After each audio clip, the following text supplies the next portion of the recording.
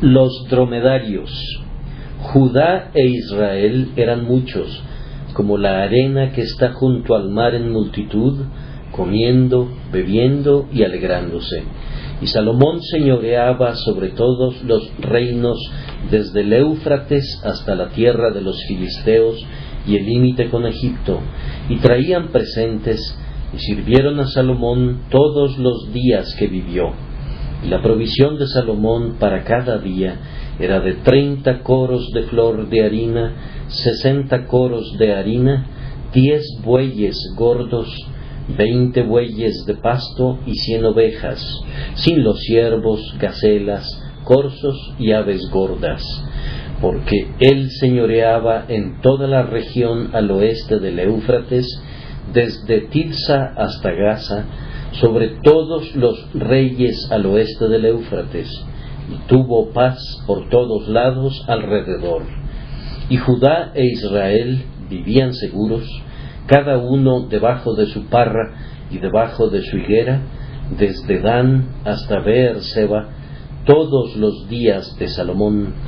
Además de esto, Salomón tenía 40,000 caballos en sus caballerizas para sus carros y 12,000 jinetes, y estos gobernadores mantenían al rey Salomón y a todos los que a la mesa del rey Salomón venían, cada uno un mes, y hacían que nada faltase. Hacían también traer cebada y paja para los caballos y para las bestias de carga, al lugar donde él estaba, cada uno conforme al turno que tenía. 1 Reyes 4, 20 al 28. La última frase es nuestro texto para esta ocasión. Del pasaje completo se puede inferir que el reino de Israel, bajo el poder de Salomón, era un tipo legítimo del reino de nuestro Señor Jesucristo. Tal vez describa con mayor precisión su futuro dominio en la largamente esperada gloria de los últimos días. El presente estado de la Iglesia puede ser comparado al reino de David, espléndido en victorias, pero conturbado por batallas. Pero vendrán mejores días, días en los que el reino se extenderá y se volverá más manifiesto, y entonces el Señor Jesucristo será visto todavía más conspicuamente como el Salomón del reino que dominará de mar a mar. Sin embargo, aún ahora, así como los que hemos creído entramos en el reposo, así también participamos de una provisión más rica que es suministrada por el pacto de gracia, incluso en el tiempo presente. Y yo podría decir de todos los que estamos bajo el señorío de Cristo, que moramos en una región de paz, cada uno debajo de su parra y debajo de su higuera, sin que nadie nos asuste. Ahora, pues, ninguna condenación hay para los que están en Cristo Jesús, y, justificados pues por la fe, tenemos paz para con Dios por medio de nuestro Señor Jesucristo. La paz de Dios, que sobrepasa todo entendimiento, guarda efectivamente nuestros corazones y nuestros pensamientos en Cristo Jesús. Israel, bajo Salomón, gozaba de abundancia, lo mismo que de paz. ¿Qué dice el historiador?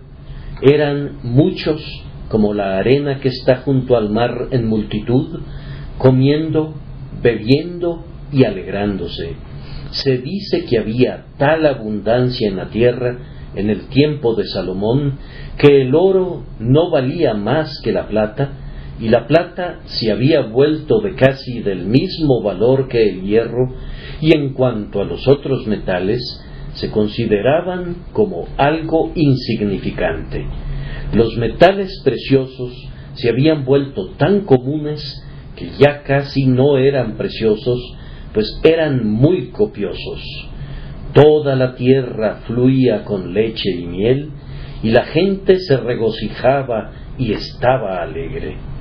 Ciertamente el Señor Jesucristo ha traído a su pueblo a un estado de suprema afluencia, pues todo es vuestro, sea lo presente, sea lo porvenir, todo es vuestro, sea la vida, sea la muerte, todo es vuestro, y vosotros de Cristo, y Cristo de Dios. Cuánta abundancia tiene el hombre a quien el Señor ha dicho: no quitaré el bien a los que andan en integridad. Todo lo que pidiereis en oración, creyendo, lo recibiréis. Él nos ha dado carte blanche, carta blanca, en la oración. Él ha puesto en nuestras manos las llaves de su tesoro y nos ha ordenado que tomemos lo que queramos. Ha dicho: deleítate a sí mismo en Jehová, y Él te concederá las peticiones de tu corazón. Y agregó: abre tu boca y yo la llenaré. Si no lo hemos recibido, es porque no pedimos o porque pedimos mal. Así también moramos en un reino que es gobernado con sabiduría. En este capítulo se dice que Salomón poseía sabiduría y prudencia muy grandes y anchura de corazón como la arena que está a la orilla del mar, y la sabiduría de Salomón era mayor que la de todos los orientales y que toda la sabiduría de los egipcios. ¿Acaso no es este también nuestro honor y privilegio? He aquí, este día el Señor Jesucristo es hecho sabiduría para nosotros. Cuando moran en Él, vosotros tenéis la unción del Santo y conocéis todas las cosas, pues la comunión íntima de Jehová es con los que le temen, y a ellos hará conocer su pacto. El que quiera hacer la voluntad de Dios, conocerá si la doctrina es de Dios. Todos tus hijos serán enseñados por Jehová, y se multiplicará la paz de tus hijos. De aquí que vivamos bajo un gobierno de sabiduría que es impartida a cada uno de nosotros de acuerdo a nuestra capacidad para recibirla, sí, incluso a aquellos cuya experiencia no es sino superficial, para dar sagacidad a los simples y a los jóvenes inteligencia y cordura. Y si alguno de vosotros tiene falta de sabiduría, pídala a Dios, el cual da a todos abundantemente y sin reproche. Israel tenía un rey que estaba lleno de poder. Salomón tenía escuadrones de caballos y carros de guerra, y era tan poderoso que los reyes de la tierra no se atrevían a entrar en conflicto con él, sino que más bien le pagaban tributo. En cuanto a nuestro rey, cuenta con fuerzas superiores a los caballos y carros de guerra, pues no tiene sino que hablar a su padre, y de inmediato le enviaría 20 legiones de ángeles. Toda potestad le es dada en el cielo y en la tierra.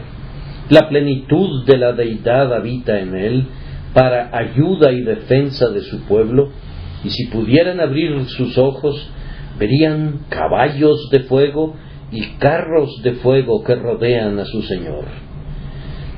Ejércitos de ángeles ascienden y descienden sobre el Hijo del Hombre, y todo el cielo está en movimiento para cumplir los propósitos de Dios en Cristo Jesús. Ningún ángel permanece quieto bajo el señorío de Cristo, sino que cada uno asciende o desciende para cumplir las órdenes de su Señor.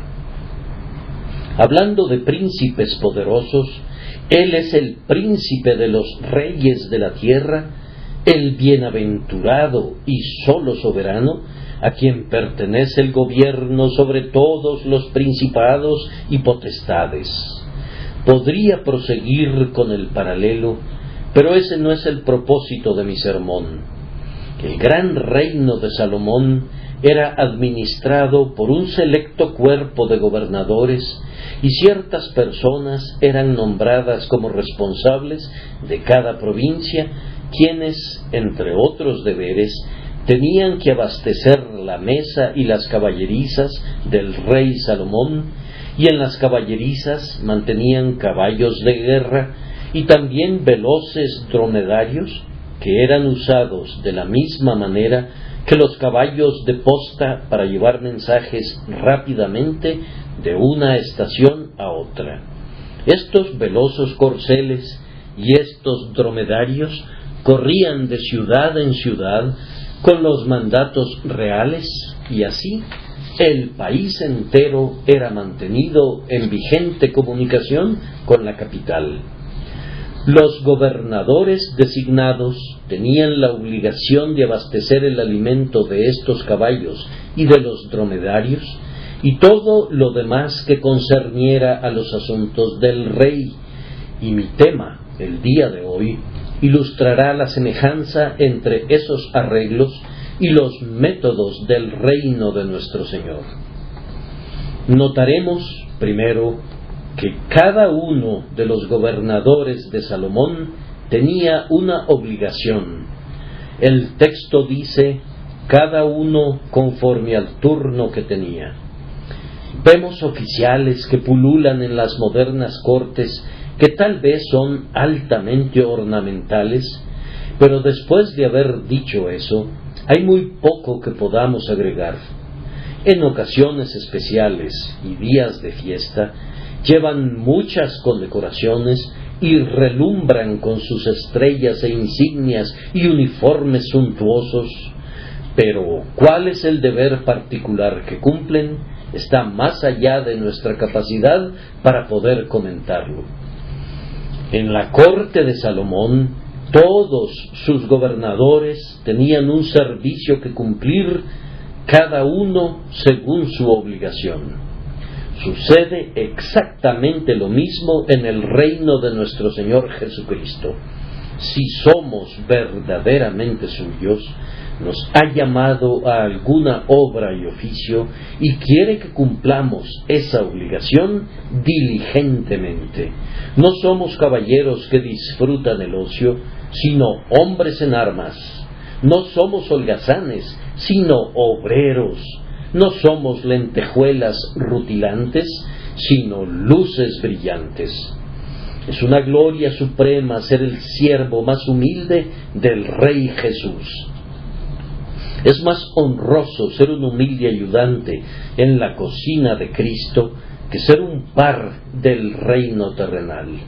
La posición más insignificante que pueda ser ocupada en el reino de Jesucristo, si alguna pudiera ser insignificante en semejante servicio, está circundada por un toque de gloria divina, y si la desempeñamos correctamente, aunque sólo se trate de lavar los pies de los santos, participamos del honor de nuestro Señor, que no desdeñó hacer eso.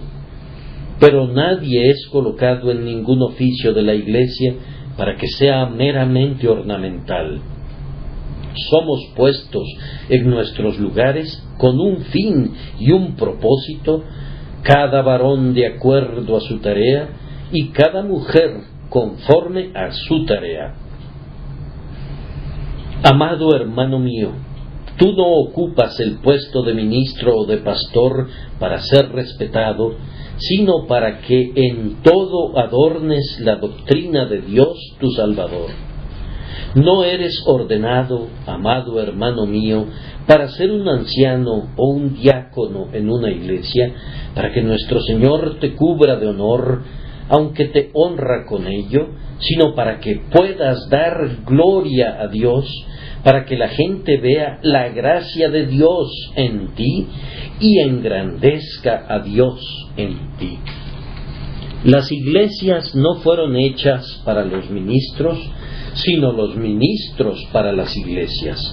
Nosotros, que somos líderes en la iglesia, no somos ordenados para nuestro interés, sino en el interés de la gente, y debemos siempre recordar esto y tenerlo siempre delante de nosotros.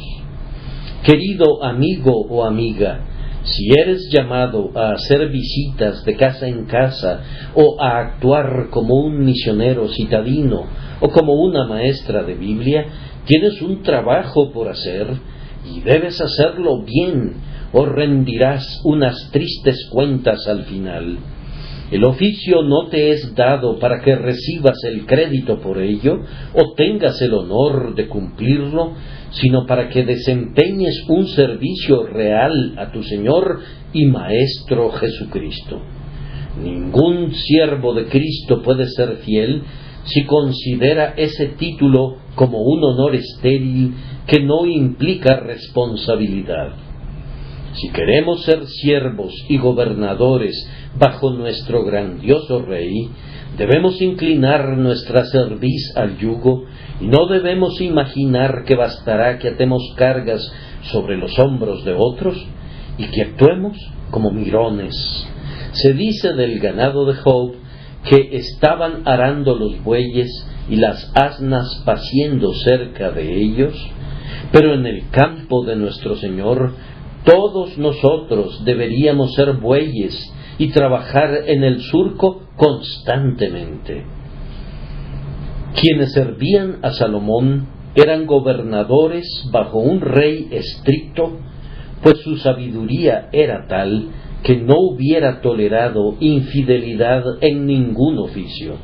Él elegía a los mejores hombres y en tanto que los retuviera, exigía seriedad y esperaba una pronta atención. Si ellos no cumplían con su deber, él cumplía con el suyo y los despedía. Ocurre algo semejante en la Iglesia de Jesucristo. No estoy hablando en el sentido de que los hijos de Dios puedan perecer, pero sí afirmo esto, que en el servicio de Cristo, si no eres un siervo fiel, pronto tendrías que abrir espacio para otro siervo.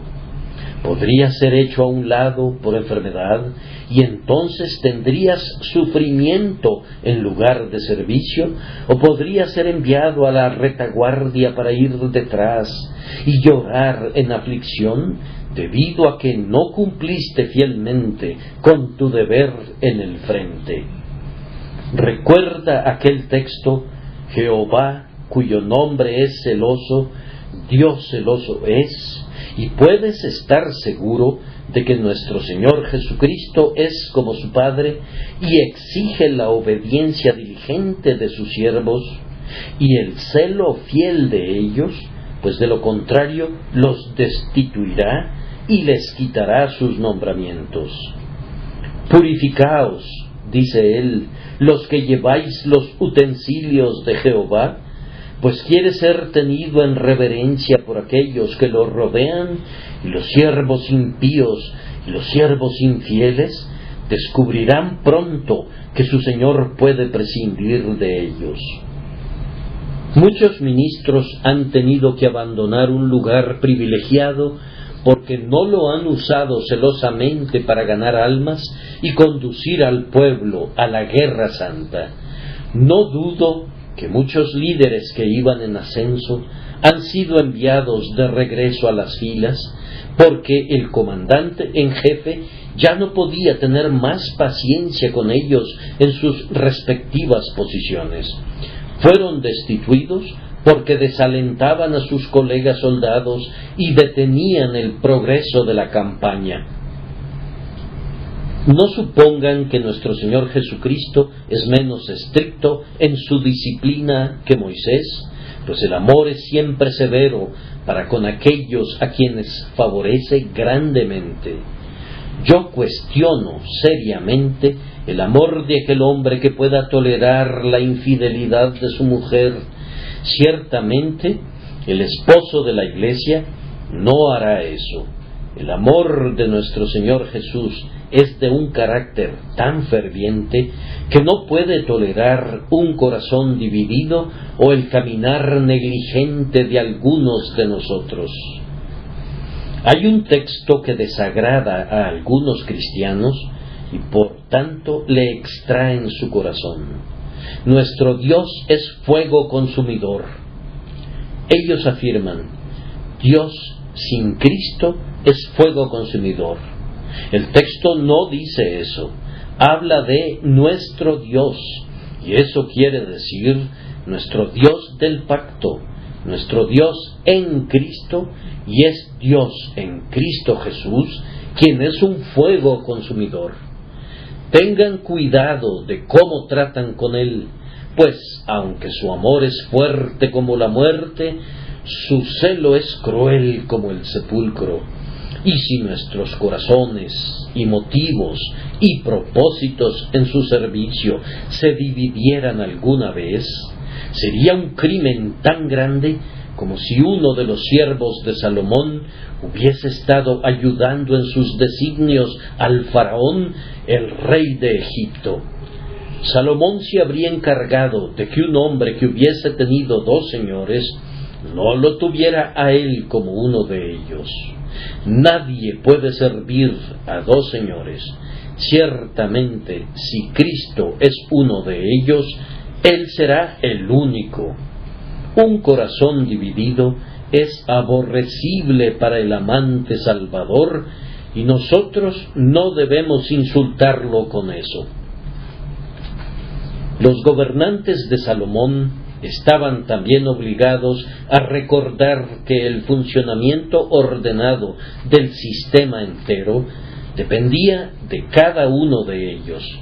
Es decir, Salomón lo había establecido todo de tal manera que había una manada de caballos en una cierta ciudad y el gobernador señalado debía proveer para su alimentación cebada y paja debían ser proporcionadas en el lugar especificado en cantidad suficiente para los caballos de esas caballerizas especiales.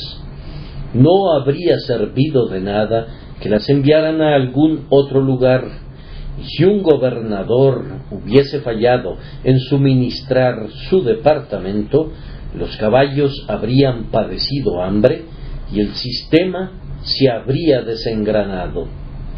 Ahora, en cualquier iglesia cristiana bien ordenada, un cristiano que no sea fiel a su responsabilidad no se da cuenta del daño que hace. Más bien, en la medida que le es posible, desengrana toda la maquinaria y, aparte de la misericordia intercesora y la suprema sabiduría de Cristo, pondría en desorden la economía entera de la casa del Señor. Hermanos y hermanas, cuando descuidamos una parte de nuestro servicio, pensamos que todo termina allí, pero no es así. Si un padre descuida su deber para con sus hijos, el hijo sufre un daño, pero el problema va más allá. Ese niño, en su vida posterior, disemina el mal mediante su ejemplo y lo transmite a sus descendientes, a los hijos de sus hijos después de él. Si un cristiano en la iglesia se mantiene en la retaguardia cuando debiera estar en el frente, o se pone en el frente cuando debiera estar en la retaguardia, trastornaría todo el asunto, de tal forma que las cosas no se moverían sin tropiezos. La pequeña iglesia no puede prosperar porque un miembro influyente está donde no debería estar.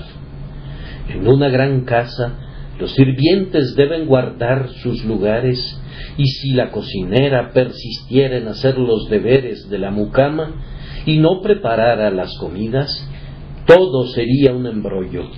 Y si, por otro lado, la sirvienta que tiene que limpiar las habitaciones descuidara ese deber y se metiera a fuerzas a la cocina, no habría comodidad ni de día ni de noche. Ustedes podrán ver el impacto de esto en la iglesia cristiana. Cambiando la imagen, una iglesia es como una casa, y si se colocan las ventanas donde deberían ir las puertas, y si lo que debía constituir el techo es colocado sobre el piso, la casa no podría ser utilizada. Estar bien coordinado es la verdadera condición del templo del Señor. La iglesia es comparada también con el cuerpo. Si el ojo se mudara al pie, o si el oído se trasladara a la mano, o si la mano tomara el lugar del pie, o el pie intentara hacer el trabajo de la boca, nuestros cuerpos donosos se convertirían en monstruosidades. Lo mismo ocurrirá en el sistema de la Iglesia si sus ordenamientos son quebrantados. Bajo el gobierno de Dios, cada cosa depende de que cada hijo de Dios tenga un cargo y se responsabilice de él. Si no supervisa bien su propio departamento, el cristiano causa un daño a otros, así como a sí mismo. En el reino de Salomón llegó a suceder que el espíritu del rey se infundió en todos sus gobernadores, y por ello el país estaba bien gobernado. Amados, yo ruego que suceda lo mismo con esta iglesia y con todas las iglesias de Jesucristo, para que el espíritu de nuestro grandioso Rey sea infundido en todos nosotros. Nada motiva más a los hombres a luchar que tener por líder a un héroe. Cuando Cromwell llegó al frente de batalla, nadie tenía miedo. Los soldados de caballería huyeron como tamo delante del viento una vez que Cromwell estuvo al frente. Y en verdad, cuando nuestro glorioso Señor, el capitán de nuestra salvación, el portaestandarte entre 10,000, es visto en medio de una iglesia, entonces todo saldrá bien y todos nosotros combatiremos con confianza y bravura. A veces un hombre pareciera tener el poder de influenciar a miles de otros. Da la impresión de que su espíritu gobierna, incita y sacude los corazones de sus compañeros hasta que llega a vivir en todos ellos. Y eso ocurre supremamente con el Señor Cristo. Nosotros vivimos en Él y Él vive en nosotros. Si somos movidos por el Espíritu que mora en Jesús, el Espíritu de amor, de abnegación, de celo consumidor y de ardor, entonces todo se hará gloriosamente. Si imitáramos su consagración, su dedicación a la oración, su valor y su benevolencia, qué tropa formaríamos y cuán bien administrado estaría el reino de nuestro Salomón. Solo un pensamiento más sobre este punto. Cuando el reino de Salomón cayó en la corrupción, fue por causa de uno de sus gobernadores. Ustedes recordarán que cuando Salomón murió, Jeroboam partió el reino en dos, y él era un siervo fugitivo. Nos duele confesar que siempre que una iglesia cae en la ruina, generalmente es debido a uno de sus propios líderes. Me temo que más a menudo se trata de los propios ministros que de cualesquiera otras personas. Las grandes herejías que han infestado a la iglesia no han brotado de la masa de la gente, sino de ciertos líderes famosos. Y en este tiempo, el corazón de nuestras iglesias, creo yo, es infinitamente más sano que el ministerio. Yo desearía que no fuera así, pero no puedo ocultar mis temores. Cuando nuestro Señor fue traicionado, no fue por medio de seguidores privados, tales como María Magdalena, Zaqueo o José de Arimatea, sino por Judas, el tesorero del colegio de los apóstoles. Fue un apóstol el que vendió a su Señor por 30 piezas de plata. Pero la falta es igualmente gravosa, aunque sea cometida por el oficial de más bajo rango. Como ya he dicho, todos somos siervos, Todos estamos revestidos de responsabilidades y podríamos hacer, si el Espíritu Santo no impidiera que lo hiciéramos, un daño gravoso, mucho mayor daño que el que pudiera ser el mundo exterior.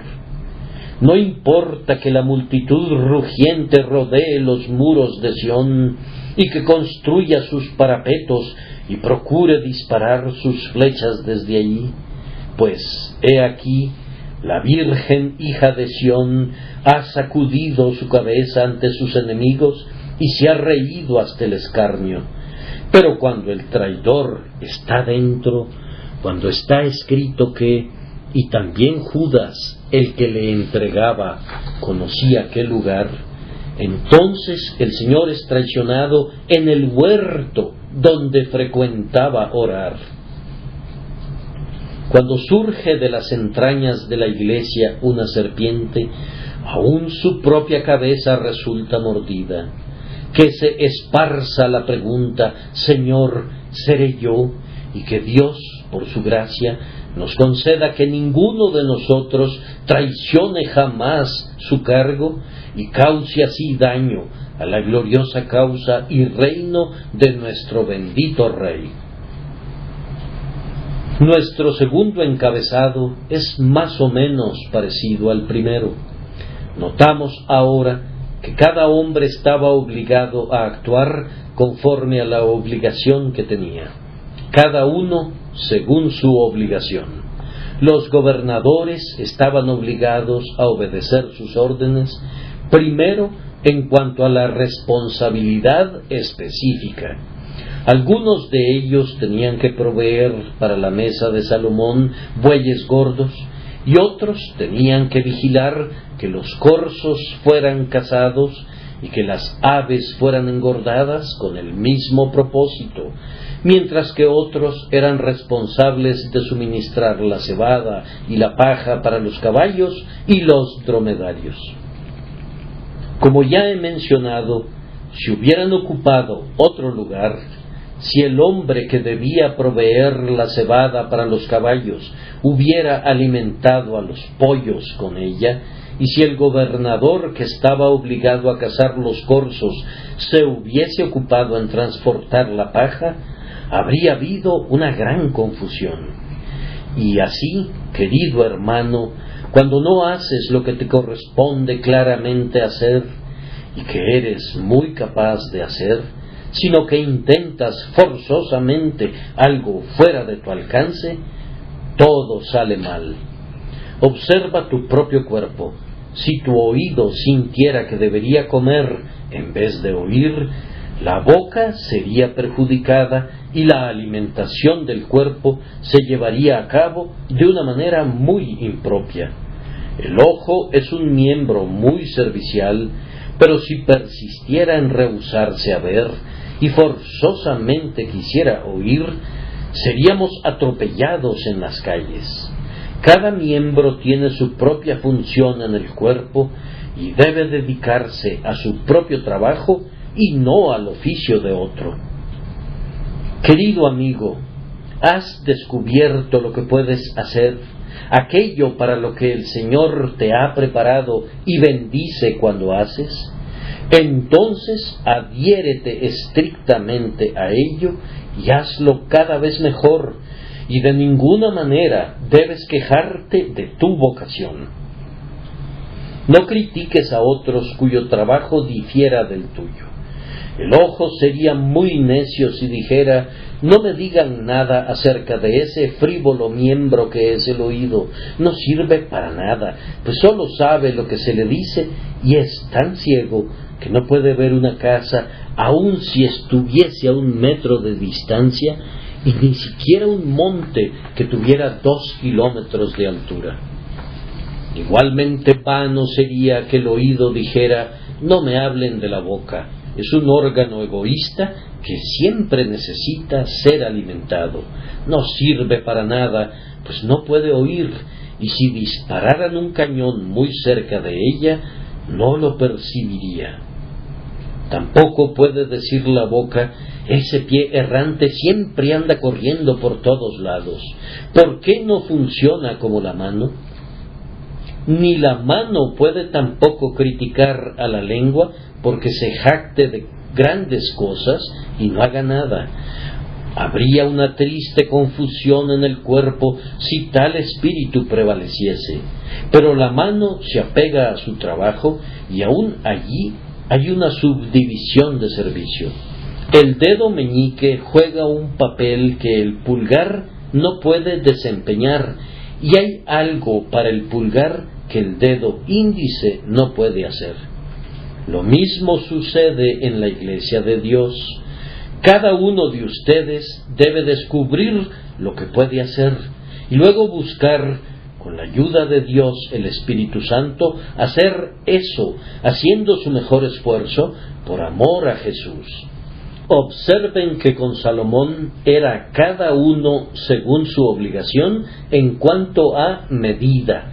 Pues si un hombre tenía a su cargo una caballeriza donde estaban 2000 caballos, tenía que enviar más cebada y paja que el gobernador que administraba una caballeriza menor de sólo 500 caballos.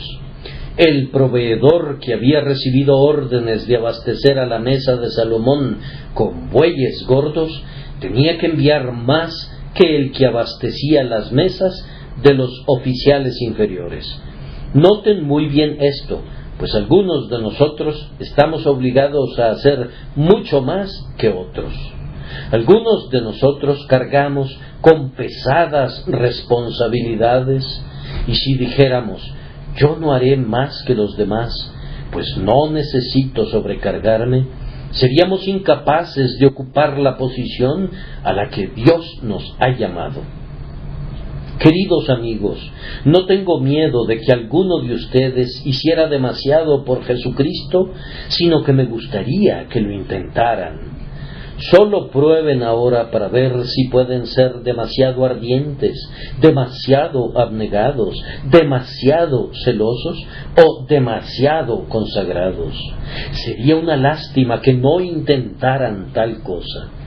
No he conocido nunca a nadie que pueda acusarse de un crimen tan raro. Oh, no. Todos nosotros sentimos que todo lo que podamos hacer y más es bien merecido por nuestro bendito Señor, que nos ha dado nuestra obligación.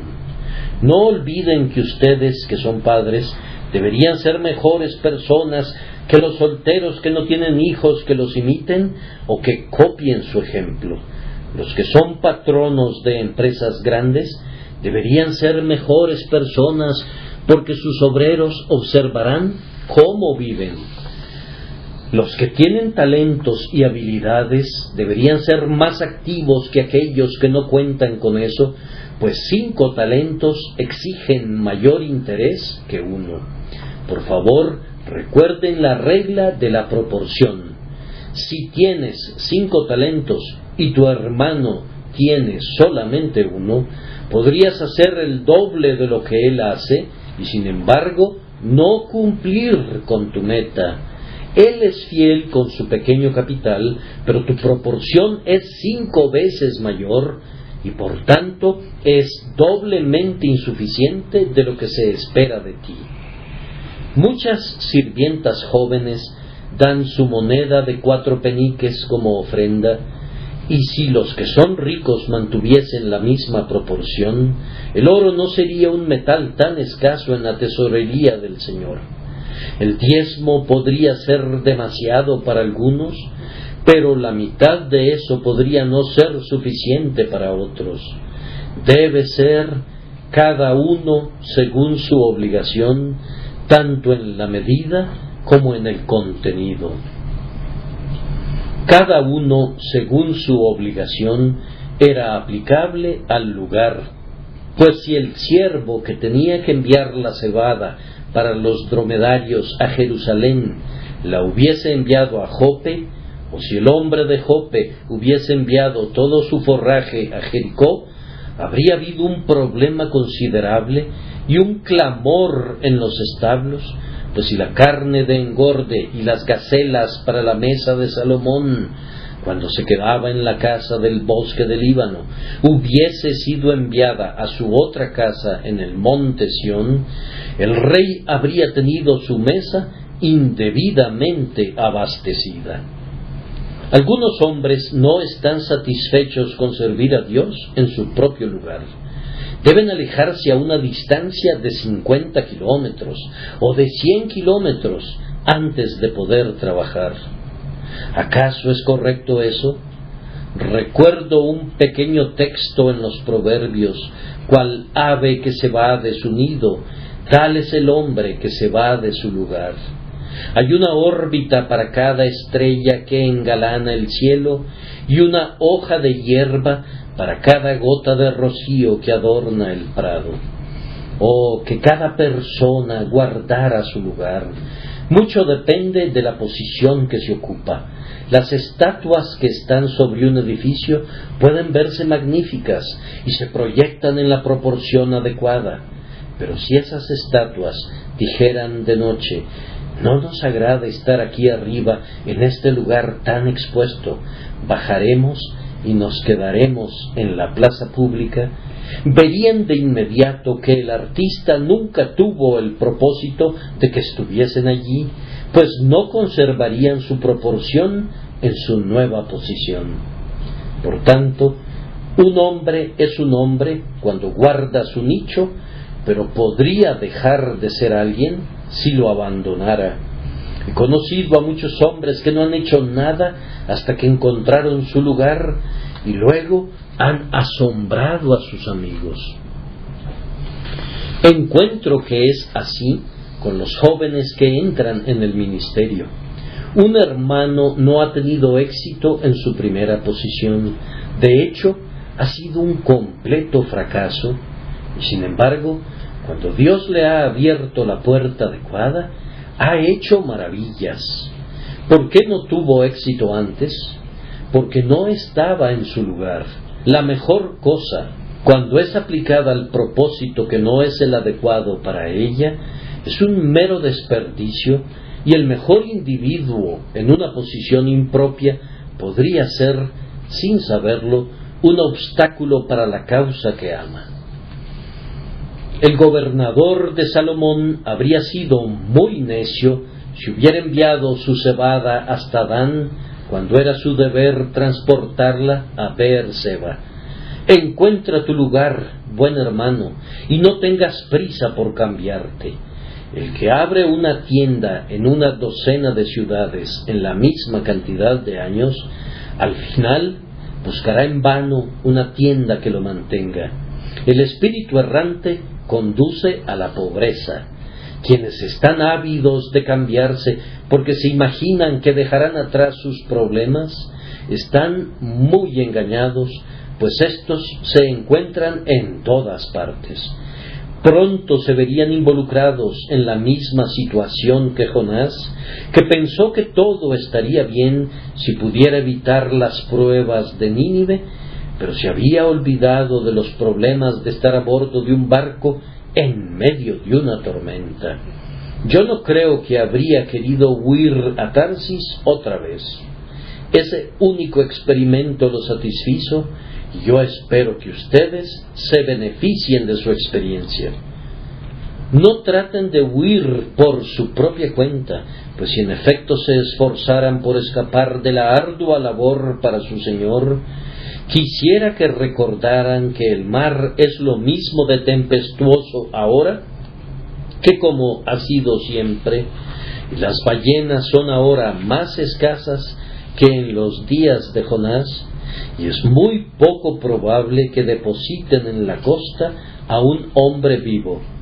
Guarden su lugar, cada uno según su obligación. Además, cada individuo debía actuar conforme a su obligación en cuanto al tiempo, porque el pasaje habla de cada uno un mes. Si el hombre del mes de enero se hubiera cuidado de abastecer a la mesa de Salomón en febrero, ¿qué habría pasado?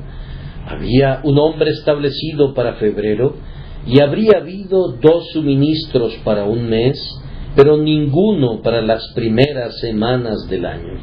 Si el gobernador designado para agosto se hubiera reservado para septiembre, el grano que era necesario para los caballos y los dromedarios en agosto habría faltado. ¿Y qué habrían hecho esas pobres criaturas durante ese mes? Mientras el grano estuviera en camino, los corceles se habrían muerto de hambre. En el servicio de Cristo hay mucha importancia en ser puntual, en hacer a tiempo cada cosa. No mañana, hermano, no mañana. Ese día le pertenece a otra persona. Hoy es el día para ti. Levántate y haz tu trabajo del día. Alguna alma ha de ser ganada para Cristo. Alguna verdad ha de ser vindicada. Alguna obra de necesaria caridad ha de ser llevada a cabo. Alguna santa oración prevaleciente ha de ser ofrecida y ha de hacerse de inmediato. Antes de que se levante el sol del día de mañana, asegúrate de haber cumplido con tu obligación, pues el tiempo referente a estos solemnes asuntos es vida. Siempre admiramos la prontitud en las personas responsables. Si tienen que cumplir con un deber público, no podemos soportar que las personas dejen las cosas pendientes para hacerlas gradualmente o no hacerlas nunca. Si Jesucristo hacía esto y aquello enseguida, pues Marcos se preocupó siempre en describirnos cómo lo hizo. Imitemos su prontitud y sirvamos a Dios sin las demoras del indolente. Concluyo con el tercer punto, que cada hombre recibiría suministros según su obligación. Yo no entiendo muy bien el significado preciso y definitivo de mi texto. Seguramente significa que no solamente un conjunto de gobernadores habría de enviar la cebada, sino que otro conjunto de oficiales habría de recibir la cebada y la paja en proporción al número de caballos y de dromedarios. Hacían también traer cebada y paja para los caballos y para los dromedarios, al lugar donde los gobernadores estaban, cada uno según su obligación, es decir, de conformidad al número de caballos que debían ser alimentados. Tal era la cantidad de cebada y de paja que era enviada para su alimentación. De lo que deduzco, primero, que en lo concerniente a los siervos de nuestro Señor Jesucristo, una gran obligación recibida de parte suya es una garantía de grandes provisiones. Hay algo muy consolador en esto en cuanto a los asuntos temporales. Algunas personas declaran que Dios envía bocas, pero que no envía pan, o por lo menos dicen que Él envía las bocas a una casa y el pan a otra. Si así fuera, aquellos que reciben demasiado pan deberían enviarlo a sus vecinos alrededor. Sin embargo, noto que de alguna manera, donde hay bocas, el pan efectivamente llega. Con frecuencia me asombra, debo confesarlo, y hace brotar lágrimas de mis ojos cuando lo veo, y en verdad es perfectamente maravilloso que las pobres viudas con una caterva de niñitos los alimenten de alguna manera. La pobre mujer viene al orfanato con un niñito y no se quiere separar de él, pero la necesidad la obliga. Y cuando le hemos preguntado: mi buena mujer, ¿cuántos niños tenías cuando murió tu esposo? Ella ha respondido: 7, Señor, y ninguno de ellos era capaz de ganar un centavo. Has estado abriéndote paso sola estos 3 o 4 años. ¿Cómo has podido hacerlo? Ah, Señor, responde, solo Dios sabe. Yo no podría decirle no. Y hay muchos amados hijos de Dios que no sabrían decirte cómo sobrevivieron, pues han vivido y sus hijos también. El Señor les deja una gran obligación y a su manera les envía la provisión. La mayoría de nosotros ha descubierto que si nuestro Rey nos envía dromedarios, también nos envía la cebada. Ha sucedido así en mi caso, en el asunto de nuestros 250 huerfanitos de Stockwell. Nuestro Dios, lleno de gracia, nos ha enviado siempre lo suficiente y los muchachos no han conocido carencias. Y cuando recibimos otros 250 niños y cuando tenemos niñas lo mismo que niños, me siento seguro de que nuestro Padre Celestial proveerá para todos ellos. Yo espero que todos ustedes recuerden que la provisión debe llegar instrumentalmente a través del propio pueblo del Señor y mucha de ella por medio de los lectores y de los que escuchan los sermones, pero vendrá.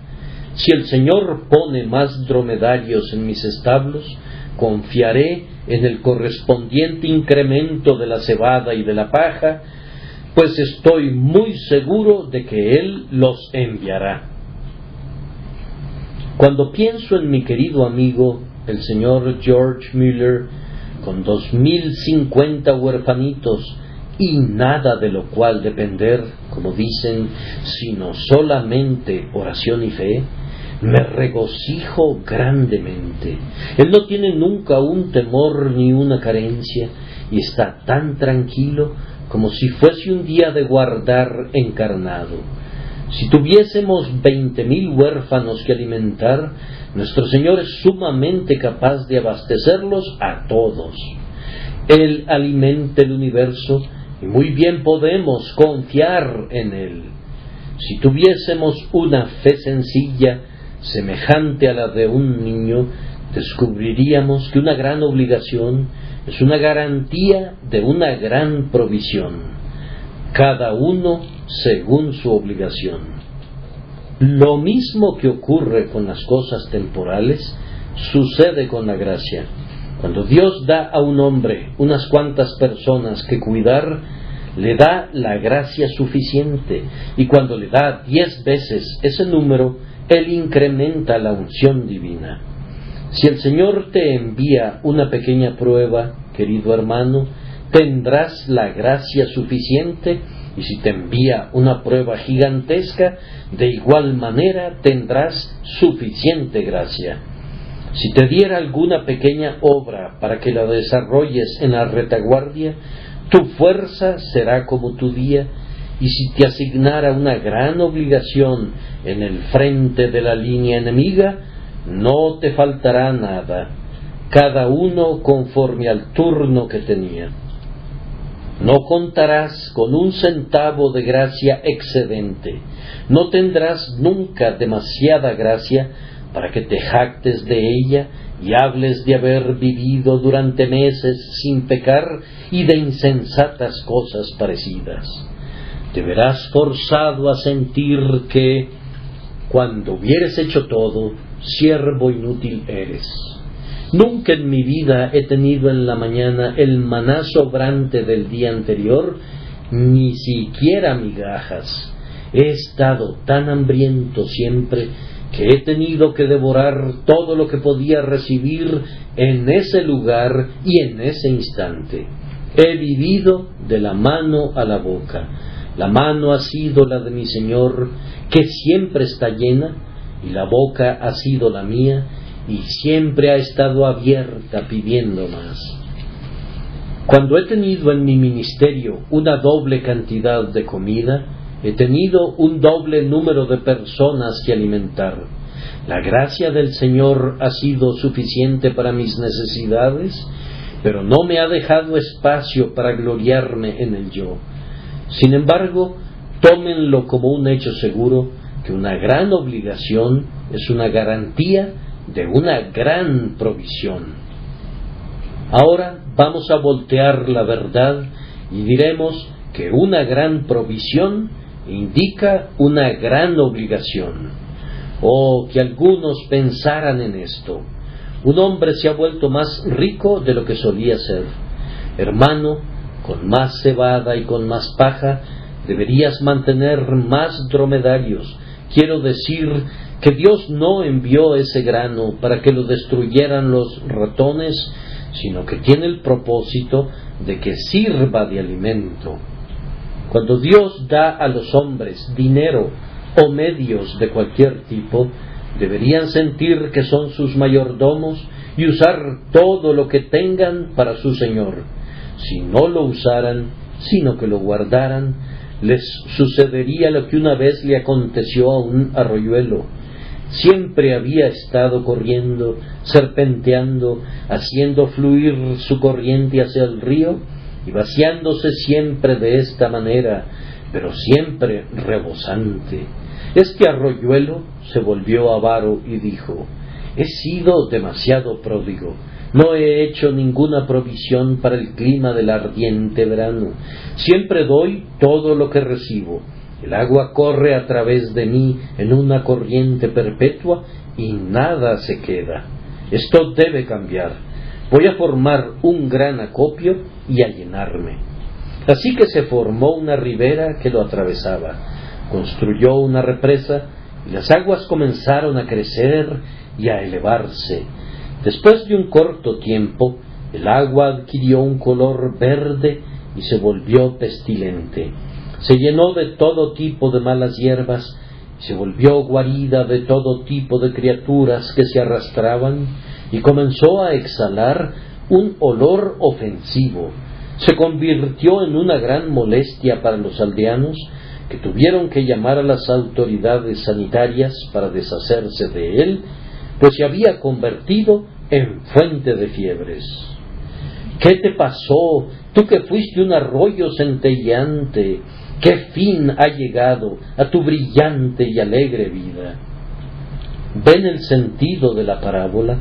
Recuerden que en Palestina hay un mar que siempre recibe y nunca da. ¿Cómo se llama? El Mar Muerto. Siempre habrá de ser el Mar Muerto mientras ese sea su carácter. Si abrieran un canal hasta el gran océano para dejar que sus aguas corriesen, podría volverse dulce, pero de otra manera nunca podría volverse. El hombre que recibe mucho pero no da nada está muerto mientras vive. El que cuenta con grandes ingresos debe considerar que tiene grandes cargos y debe actuar de conformidad. Cuando un hermano tiene grandes talentos, grandes posesiones, gran influencia, cuando es grande en todo, por gracia de Dios debe decir: Dios requiere grandes cosas de mí, porque a todo aquel a quien se haya dado mucho, mucho se le demandará. Es una ley del reino de Cristo, una ley que Él vigilará que siempre se cumpla. Por tanto, concluyo con esto. Alguien podría decir: casi desearía poder escapar de la responsabilidad de ser un siervo de Cristo. Amado hermano, toma nota de estos 2 o 3 hechos. No puedes mejorar tus circunstancias como un siervo de Cristo al minimizar tu obligación. Si dijeras: no voy a intentar tanto, no mejorarías tus circunstancias tomando ese rumbo, pues si reduces el trabajo, el Señor disminuirá la fortaleza. Nuestro grandioso Salomón cortará algunos de los suministros si tienes menos dromedarios que alimentar, y así no podrías estar mejor. Si mantienes 6 dromedarios, Él te dará provisión para 6. Si optas por mantener 3, Él te dará provisiones únicamente para 3, y serás más pobre en lugar de más rico. Tampoco puedes mejorar tus circunstancias a través de incrementar entera y únicamente la provisión, pues si recibieras más paja y cebada, ciertamente nuestro Salomón te enviaría más dromedarios. Entre más fuerza tengas, tendrás más tribulaciones. Cuando los hijos de Dios no cumplen con su servicio, con los medios que Él les confía, frecuentemente les permite tomar acciones en una compañía de responsabilidad limitada que equivale a arrojar su dinero al río, o los deja que se vuelvan accionistas de un banco en quiebra, con una catástrofe ilimitada como su capital, y esto es todavía más terrible. A menudo le sucede a un hombre que ha amontonado y ahorrado y escatimado la causa de Cristo, que en sus años ulteriores se encuentra en aprietos y clama diciéndose: todo ha desaparecido, desearía haberlo usado mejor antes de perderlo. Habría sido mucho mejor darlo al Señor en lugar de que los abogados lo devoraran todo. Ah, tu pecado te ha encontrado. Tu Señor no podía confiar en ti y así te ha quitado sus bienes, y ahora desearías haberte comportado mejor.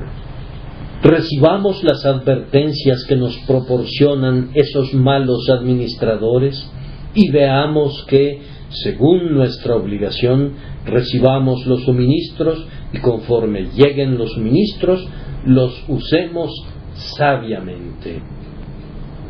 Todo para Jesús, el glorioso Salomón de nuestros corazones, el amado de nuestras almas. Nuestra vida para Jesús, nuestra muerte para Jesús, nuestro tiempo para Jesús, nuestra eternidad para Jesús, nuestra mano y corazón para Jesús, nuestro cerebro y lengua para Jesús, noche y día para Jesús, enfermedad o salud para Jesús, todo para Jesús, cada uno según su obligación. Que así sea. Amén.